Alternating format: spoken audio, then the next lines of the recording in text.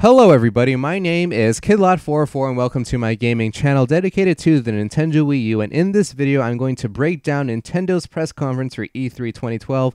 This year they focused all upon the games. It was just game after game after game announcement, which is really cool. Obviously games are an integral part of a gaming system, so I'm just going to go in depth onto what has been announced, but 23 Wii U titles are to be expected to be playable at E3's show floor, so that's actually a large amount. It's great to see that a lot of people are supporting the Wii U and that the Wii U already has so many games confirmed for it, okay? But the first one I'm going to be talking about, the first one they started off with was Pikmin 3, and I was very excited. I love Pikmin 2. I couldn't wait to see actual gameplay footage of Pikmin 3, and from what I saw, I was really impressed. Better graphics, they're more crisp, they're more realistic, very nice looking game. There's this new rock Pikmin, so that's kind of new, a new Pikmin breed, and their ability is that they can break down walls a lot easier, so that's kind of cool, bringing a new breed into the Pikmin franchise, kind of mixing it up a little bit. I like that a lot.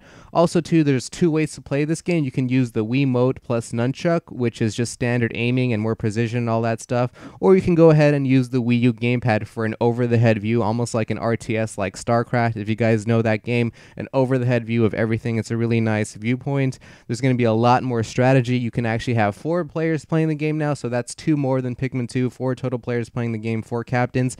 But the kicker is that there is no Captain Olimar, and they haven't said actually why it's supposed to be a part of the storyline of the game, so kind of wondering now what Captain Olimar is up to now that he's not in the game, I guess in the beginning of the game.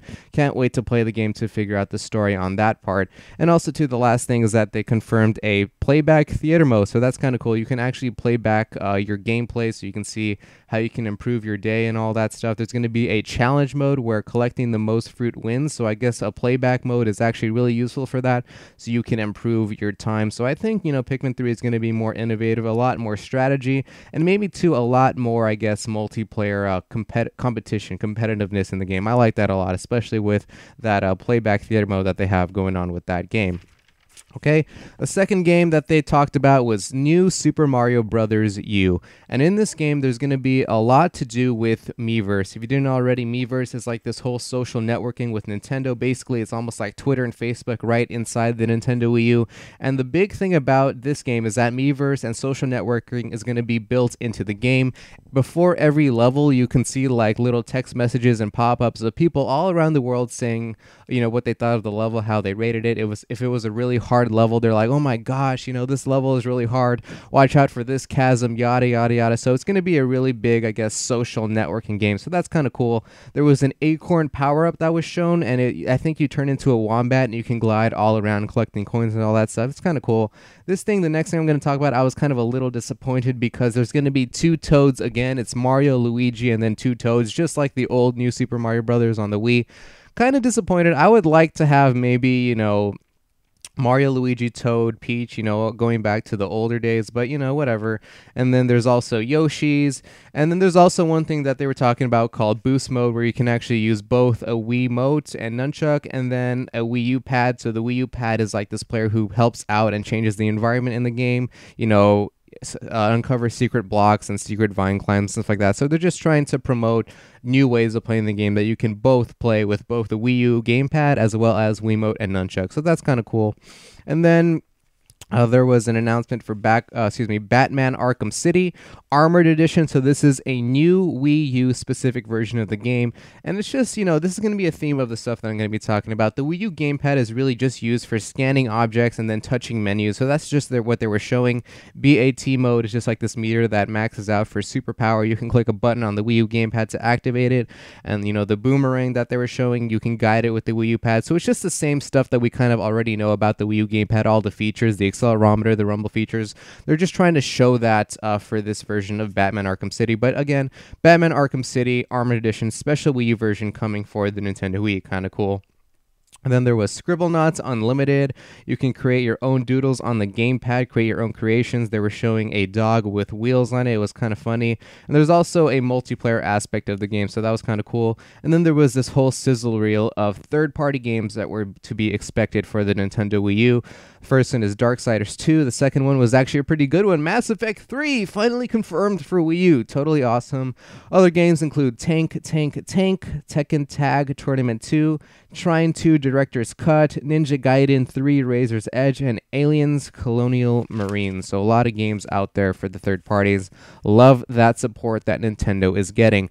The next thing that they showed off was Wii Fit U. It's just pretty much the same thing as Wii Fit except with new activities and actions, and the gamepad now gives different views of the mini games that you're actually playing. So for example, there was a woman who was using the I guess I didn't also say this too, the balance board is also compatible with the Wii U. So she was standing on the balance board and she was bouncing up and down on it, and she put the Wii U gamepad on the floor, and she can see different views of how she was bouncing up and high. So the Wii U gamepad isn't really supposed to be a new integral part of the game. It's just something to give new views of the game. You should go ahead and check out the video to kind of confirm what I'm talking about. And also, too, another thing they were talking about was that you can exercise without watching the TV. So dads all over the world can watch their baseball, while you can use the Wii U Gamepad as your little mini TV and use your balance board to exercise along the way. So that's kind of cool.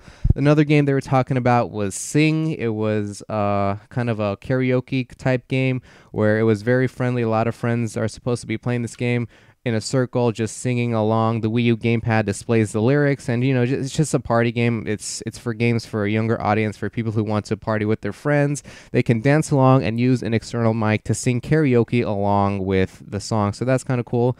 And the rest of these games are just kind of small games. Lego City Undercover, you can use scanning and touching abilities, again with the Wii U Gamepad, so nothing really special there. And then Ubisoft was given their own time to talk about the games that they had coming for the Wii U. They talked about Zombie U, Rayman Legends, Just Dance 4, and pretty much, yeah, that's pretty much it. And also, too, Assassin's Creed 3 obviously is coming over, Rabbids Land, Your Shape Fitness 2013, Rayman Legends, Sport Collection, and Avengers Battle for Earth. So that's all the games for Ubisoft. And then the last thing that Nintendo ended with their press conference was this game called Nintendo Land. It's kind of interesting. It's supposed to be a Nintendo theme park that features a lot of the franchises that Nintendo has into a theme park. So there's going to be 12, I think, if I'm not mistaken, 12 different attractions that your personal me can visit. And they're just little video game attractions, pretty much. They were showing off a Luigi's Mansion attraction where it's pretty much a 4-on-1, 4 people with the Wii Remote against one person using the Wii U Gamepad. So this is just supposed to be like a little mini game collection. There's going to be one for 12 different things. Animal Crossing is going to be one of them. The Legend of Zelda is going to be one of them.